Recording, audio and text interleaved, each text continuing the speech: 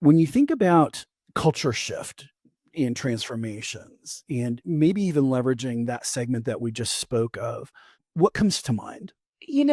Dealing with very technical people, like you said, they look at it as a technical project. We just need to do more of X, or we need to deliver more of Y, right? And if you take the example of failing fast, sometimes technical leaders will say to me, I want them to be able to fail fast and so that we can reiterate and, keep innovating. And I'll say, okay, right. When your teams do fail, how do you react?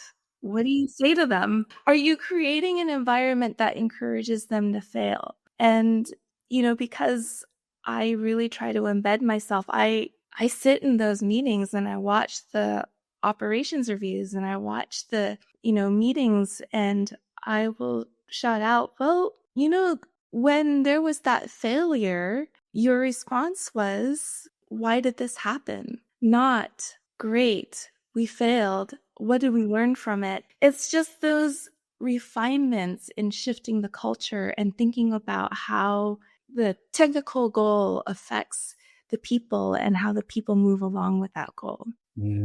Gosh, I love that perspective. And isn't it true? I mentioned in our introduction, we would talk about espoused values versus lived values. And this is a really, really good example of where those two diverge. We say that we want to fail fast. And then when failure happens, rather than recognize and reward it and position it as something good because we've had an opportunity to learn, the focus is much more negatively oriented. And so we can espouse the value of failing fast. But if our lived values or our behaved values are something not, congruent with that, what ends up happening is we end up creating a culture of mistrust and distrust, where not only are people not leaning into innovation, they're probably moving into a protectionism kind of configuration, which holds everything back.